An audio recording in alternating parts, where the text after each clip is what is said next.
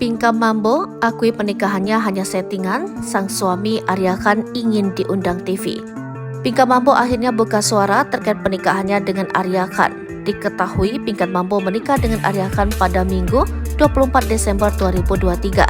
Adapun pernikahan tersebut digelar sederhana di kediaman Arya Khan dengan mahar Rp100.000. Menanggapi pernikahan tersebut, Pinkan Mambo akhirnya buka suara terkait pernikahannya yang disebut settingan.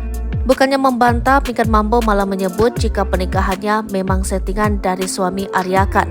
Pinkan Mambo juga menyebut tujuan dari pernikahannya tersebut. Pernikahan itu menurut Pinkan Mambo akan menguntungkan Arya Khan.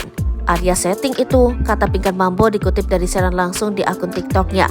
Biar Arya dapat cewek gratis nggak bayar tiap malam. Semua Arya yang menang, kata Pinkan Mambo. Ibu 5 anak itu pun memberi pujian kepada sang suami yang menikahinya pada 24 Desember 2023 lalu.